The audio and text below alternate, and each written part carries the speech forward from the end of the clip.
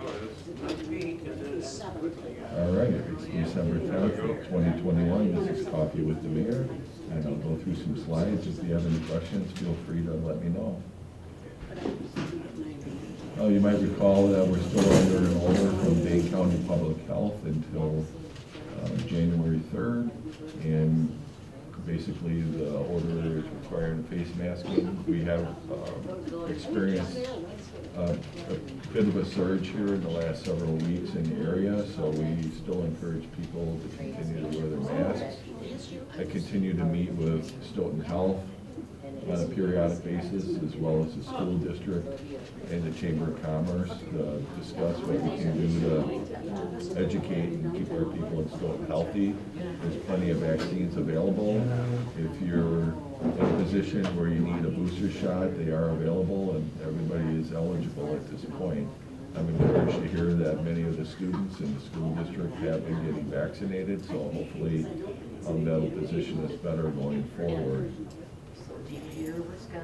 Some of the things that are going on in the city, there's been quite a bit of activity in the downtown. Several businesses have been moving in. Here's an example of one, the Old Art Space. This is a studio. I encourage people to come down and visit the new shops. There's lots of interesting items available in the store, as well as actually getting to see artists' work. So there's a couple of different studios that you'll see as we go through the slide presentations here. This building here is located down near Stoughton Hospital on Main Street, and their Fashion 2X Boutique is the name of the building, the business, and this is a business that has clothing as well as they're doing hairstyling in there. So they just opened up a couple weekends ago, so we're excited for them. This building has been empty for quite some time now. Next slide. This is another art gallery that's recently opened, Zobart. These are people from McFarland that chose to locate their business here. And this is another interesting shop, really creative ideas that are going on in the studio. Had a chance to tour it last weekend, and I'm really excited for the owners, and they're happy to be in Stoughton. Another business that has opened up since we last met here is Sun & Lace, and Sun & Lace is a business that is producing leather shoes for children, and it's quite an interesting process. You can go in there and see Brianna sewing, and she does quite a bit of online ordering, but you can go in there and purchase shoes that have already been made. This is a business out on North Page Street near the Legion, Wide Bottom. This is a business I believe was located in Verona, and then they make like sports apparel and like sports shorts and clothing items, and we're excited to see them. They'll be opening pretty soon. It looks like the offices are just about ready there, and I'm not sure exactly if they're going to be doing a production there or not. So I'm hoping to get a tour of that building, and I can give you some more information of what kind of business they're doing there. But we're excited to have another business in that building that's been empty for years, and they've done a nice job fixing it up. This is a picture of the Habitat for Humanity. Right now, they're currently in the process of putting up 4 duplexes, and you can see this is one of the 4. There's 2 of them that are just about ready, and the families have been out there working with local volunteers. If you're interested in volunteering, certainly you can reach out to Habitat for Humanity and go out there, or just show up and they'll give you the instructions of what you have to do. But I know there's been people from Stoughton and the Madison area that have been coming down to help, and they're progressing it very nicely. Some of the things that City Council has been working on, we did issue a conditional use permit for the carryout and delivery Italian pizza restaurant that's going to be downtown in the former building that was most recently housed by Fired Up Nutrition across the street, down a block from the senior center. And we're excited to see that building filled up. They're doing quite a bit of work in there now to get it ready to use. Park and Recreation Department has been working with the Planning Department to update our park impact fees and land dedication. Whenever there's a new development, there's an ordinance that requires the developer to dedicate some parkland for the development. And if we're not in a position to accept the parkland, they can give money in lieu of the land. Our strategy has been wherever we can to get the parkland, because we believe that makes for a better development, and it gives us an opportunity to connect our trails and give the people that live there and people in the community as a whole a place to go and you know, with their children or with their pets, and you know, and some opportunities for health and wellness activities in our parks. So that'll be at City Council next week. Also, the developers the homeowners, basically when they pull a building permit, they're required to pay what we call an impact fee, and that pays for the park equipment. And what we discovered when we went through and updated our ordinance is that our impact fees were low. So what had been happening is on our new parks, there wasn't enough money collected in impact fees to pay for all the equipment, because like everything else, the cost of equipment has been rising, and we don't believe we should be in a position to have to borrow money in order to provide amenities for a new park. So that's why we looked at the impact fees. I know there's some concern with the developers, and I'm actually having a meeting with the mayor of Middleton and the Madison Area Builders Association to help them understand, you know, the purpose of the fees, and for us to understand what their concerns are, because obviously when they're doing developments and we're trying to promote affordable housing, it's difficult to do that when we have impact fees and they have to dedicate land, as well as the land that is needed for stormwater improvements to be designed within the Dane County standards. And on the new developments, we're designing the standards to be able to accommodate up to a 200-year flood, which typically takes up more land and there's more cost for the developers, as well as we're trying to make sure that the developments have proper sidewalks and turnaround areas for snow plows and emergency management vehicles, as well as trying to make sure that these developments dedicate the parkland. So you put that all together, and it takes up a huge chunk of land and expense for the developers. We want to make sure the water is looped in these developments, so if there's a water line break, it doesn't take down a whole section of the city. So that's another area that we work with developers on and our engineers to make sure that when we're doing these developments, we're trying to do things in the right way to minimize impacts if something you know, goes wrong, or if the water line freezes up or something gets hit in the process of this construction, it doesn't impact the whole city. We're also been updated our contract with our city attorney for the next 4 years, so we're able to lock in some rates and have a conversation with our city attorney as far as what our expectations are going forward. Redevelopment Authority has been working with Kirk Brink. We're under contract with the property down on the riverfront, and they're in the process of updating their website and working on trying to put together plans to do some future projects on the east end of the downtown. And the downtown building owners on the east end should be expecting a survey to come from the Redevelopment Authority. And what they're trying to do is really just understand what buildings are down there, what the status of the buildings are as far as ownership, and whether or not the owners that are currently there plan on owning those buildings for the short term or the long term, and just trying to understand kind of what the opportunities may be to redevelop some of the areas that are down there that could use a facelift. At this point, if there's any questions, I'd be happy to answer them. Any questions from anyone?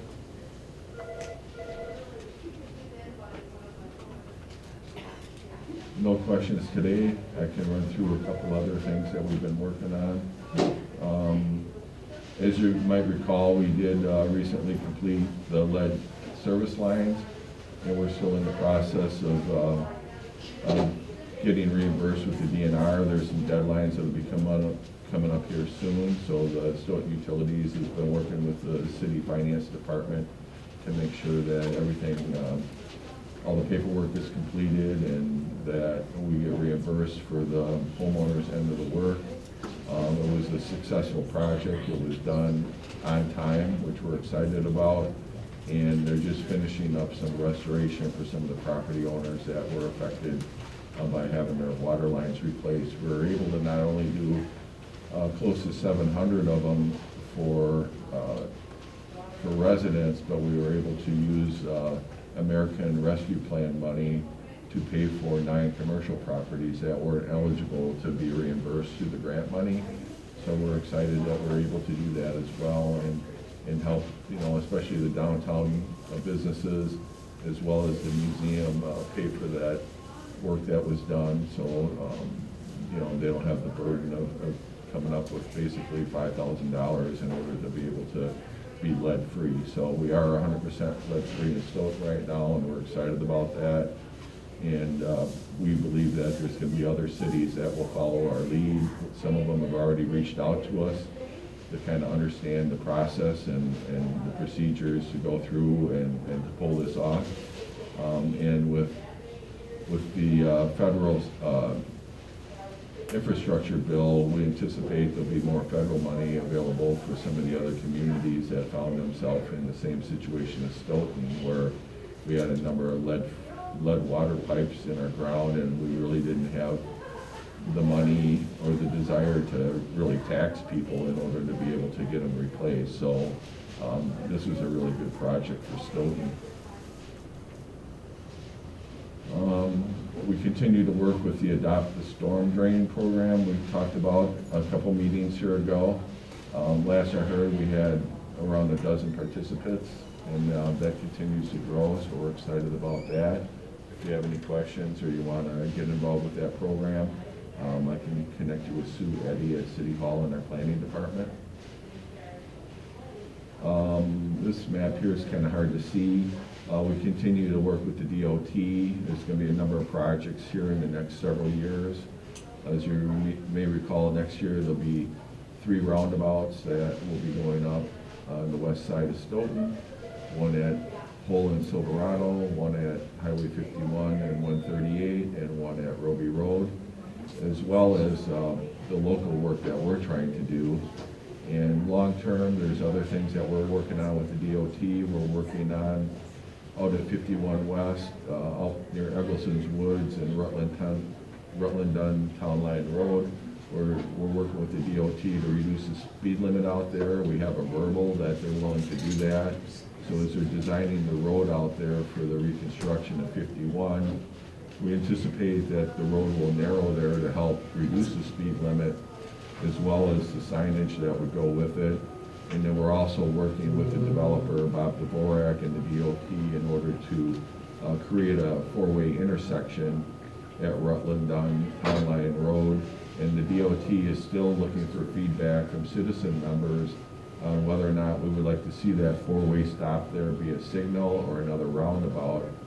So if you're in a position where you feel strongly one way or another on that intersection, you can go on the DOT's website and fill out a survey and let them know what your desire would be for that intersection. The corridor work, they're in the design phase. There'll be multiple phases of the project. I think we're going to start on the east side because that's where our road needs the most work, beyond the railroad tracks. And then we'll work on the west side, and then the main street will be one of the latter stages, and those details are being fine-tuned as far as the years and the timing, and some of that may be subject to change depending on how this infrastructure money is dispersed. We anticipate the infrastructure money to be facilitated through the DOT at the state level, and then they would determine whether or not that money could be used to maybe move up the timeline for the Highway 51 corridor project. So we're still trying to learn whether or not that will have any effect on the timing. Some of these I went through at the last meeting, some of the other businesses that were open. There's the building there where the pizza restaurant's going to go in. We're still working with the developers out at Kettle Park West. There's an area just beyond the Walmart parking lot on Jackson Street that they're looking at rezoning. It was at the Plan Commission last month. It'll be there again on Monday night. And the issue there is we just wanted to make sure that if we rezone it and put up some apartment complexes, there won't be a great amount of city services required in order to help maintain that. So the planning department met with police, fire, and EMS to discuss if they have any concerns. My understanding is they do not have any concerns. Public Works is okay with the project because the parking lot and most of the snow plowing and maintenance is on private property. So it's not really on any additional roads that are involved with this because the driveway will come off on Jackson Street. So this will be up for next week at the Plan Commission. And then if it's approved, we'll go through a general development plan process as well as a specific implementation plan process as we get more details on what these buildings may look like. This is the building Starbucks is open. This is an area out by Kettle Park West at Jackson Street at the intersection, and this is the building where the Emilio's and the Sherwin-Williams paint shop will be in, and a third tenant, which we're not sure who that is at this point. You know, my understanding is the last time I talked to them, they didn't really have a commitment for that third, but it would more likely be office space. This is the building that the county is working on down by Highway N and Veterans Road and Main Street. And this was taken a couple of weeks ago, so since then I think there's been quite a bit of landscape work that's done. They've been working on the siding, and I just noticed that they extended their lease. Right now the Sheriff's Department is out in Pleasant Springs, and I believe their lease was up at the end of December, and they had an item on their agenda the other night. They were looking to extend their lease into March of next year. I'm not sure if that was approved or not. I wasn't able to attend the meeting, but I know it was on the agenda, so I assume that this building probably won't be ready until the spring. This is the area, and this has changed quite a bit since the last time we were here, where the Weeble World building is going up, and this new building looks very similar, if not identical, to their current building. So that'll be for some more program that they're going to be doing. Their business continues to grow. And this is just a view from out at Kettle Park West, where some of the single-family homes will be going. Since this picture was taken, the roads have been lined, the stop signs have been installed, and the lots have been staked out. So at this point, we're just waiting for the builder to come in and pull some building permits so they can get started. And we anticipate that happening shortly. And then they'll be prepared to build some homes. I've heard that they were going to pull between 20 and 30 building permits out here. Another thing that's occurred since the last meeting is we have another gentleman that was born and raised in Stoughton that purchased 27 lots at Nordic Ridge, and he's going to be building homes out there and hopes to expand just beyond that development as well. So I would stay tuned to that one. And we're encouraged that people are willing to invest in our community and provide some opportunities at different price points for families and seniors and people to consider living in Stoughton. We know there's a housing shortage in Dane County, and we certainly want to do our part in order to help with that issue, as well as helping to provide more students for our school district. And these are just some more pictures out at Kettle Park West. This is a picture out at Business Park on Glacier Marine Drive, which is a new road we put out there coming off of Williams Drive. These two buildings here have, we call them incubator buildings. These are buildings where somebody could do a startup business. And I received an email yesterday where there's another new automotive type business going into one of the buildings. So these first two buildings are filling up, and if you look behind them, you'll see they're building two more buildings. So we're excited to be able to create more opportunities for people to do a startup business. And then this is just a picture of what's being proposed out at Keller Park West. And you can kind of see the dotted lines, and we anticipate that the first phase of homes will be built up kind of north of this area A here in the dotted lines, and then we'll see how this thing progresses. But the A is the first phase, and I believe they want to do these northern ones first. So the roads are all ready to go. So as soon as they get their permits, we can anticipate some buildings going up there. We're fine-tuning some items on our developers agreement at City Council next week related to this.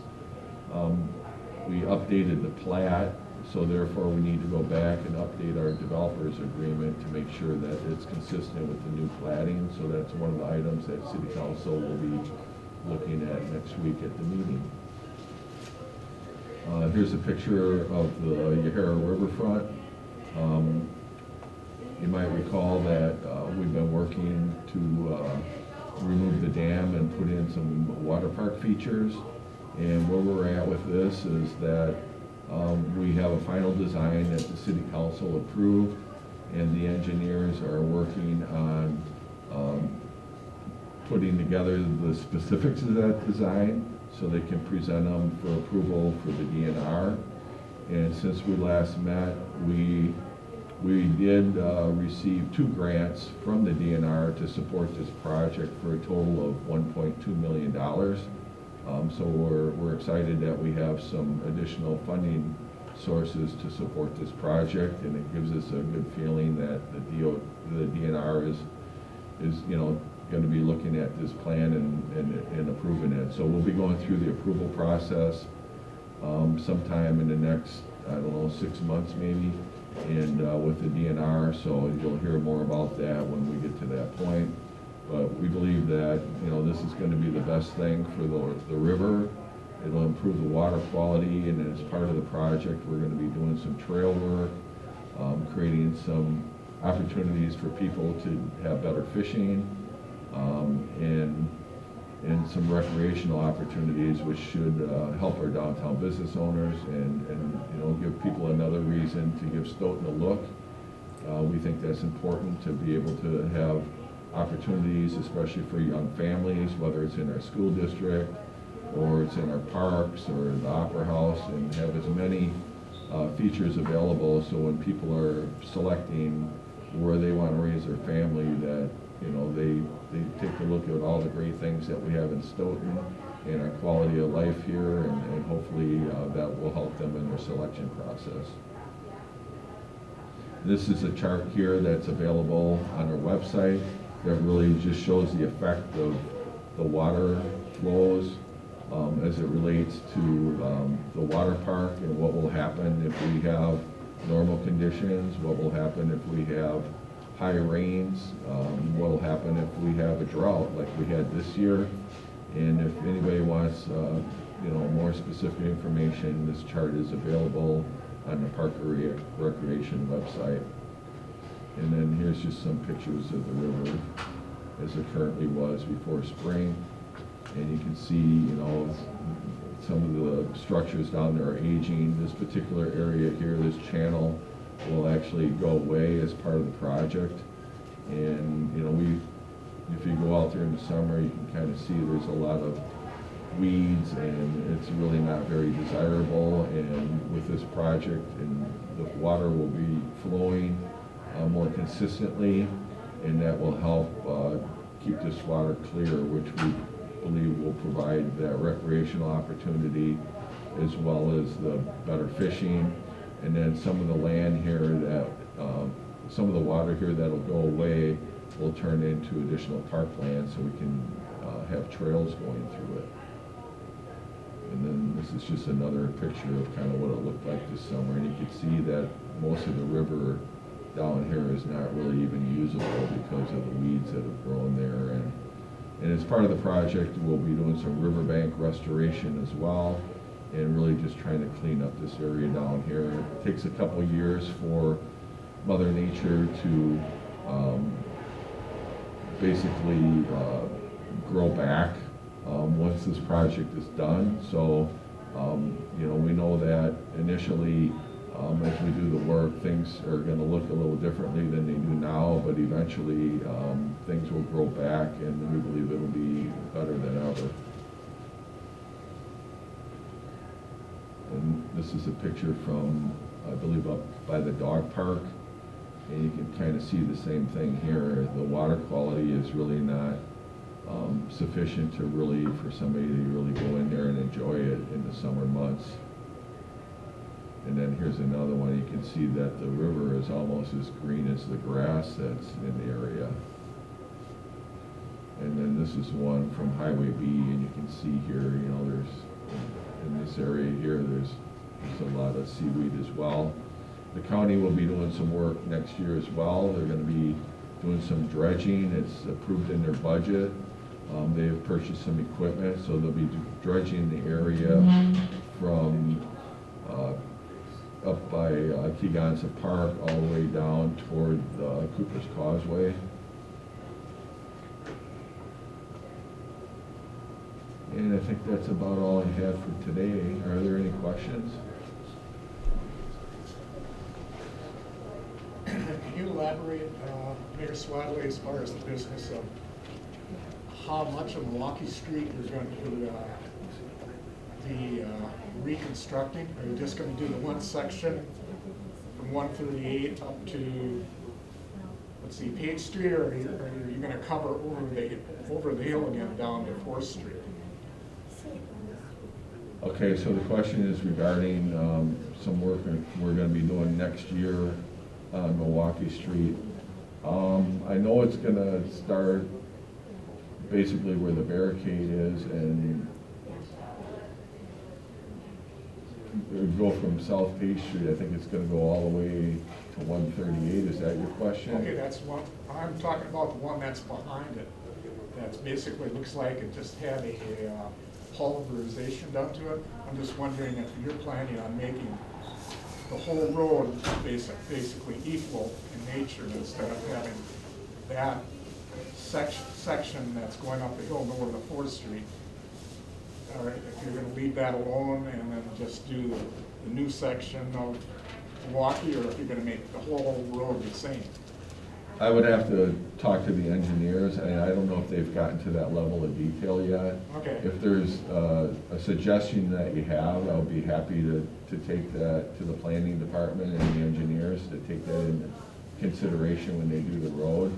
Okay. I mean, that was an example of, you know, basically the road was put in and then the utilities was put in afterward, and Yes. that's why we have the washboard effect out there. So going forward, as much as we can, we're going to try to do a better job of coordinating that work. So one of the things we were able to do this year is put together a 5-year capital improvement plan. We call it a CIP.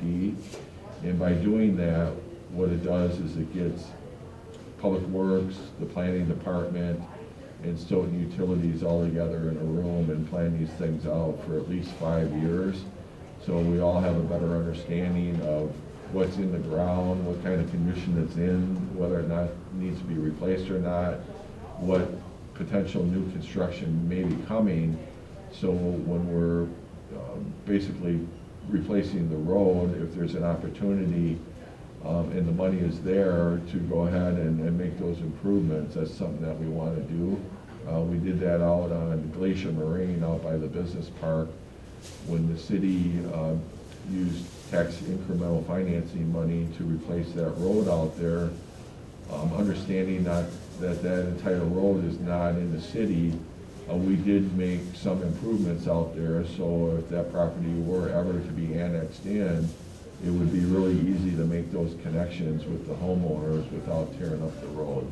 So we're trying to do more strategic planning like that on these developments, so we don't end up like what we did on Milwaukee Street. But that specific question there, I would probably have to take back and get back to you with an answer. Okay. Thank you. Sure, thank you. Any other questions? I'm not hearing any other questions today. We'll be back again in January. I'm hoping to have a guest and have a couple options. I'm trying to get together with the clerk's office. I'd like to get the clerk out here before the election. I know Candy would like to be able to present and give an update of where we're at in the ever-changing world of the elections. The clerk's department also did work on the census, so we could touch on that if anybody would have any questions about that. So I'm hoping to have the clerk either in January or February. Between now and then, a couple things that are going on. We do have a sustainability committee, so we've been working on putting together a sustainability plan. We've had, I don't know, maybe 4 meetings, and we have a really good group that's working on there. It's a citizen-based committee, so we really have some great expertise. And at our Community Affairs Council Policy Committee meeting the other night, we had a conversation, and it looks like there's going to be a desire to put together an equity and inclusion task force. So if there's anybody out in the community that might be interested in participating in that as a community member, you know, keep in touch with us and let us know. There is an application process you go through. It's pretty simple. You just fill out your name, address, and phone number, and basically why you would be interested in serving the community. And so we're looking forward to getting together with that. We're also working on equity and inclusion plan, which I think we're going to summarize what we've already done, and then we anticipate that the task force will take that plan and try to take it to the next level for our community. So we're excited about that as well. So that's what you can expect to see here in the next couple months. And until then, thank you again for joining me today, and we'll talk to you soon.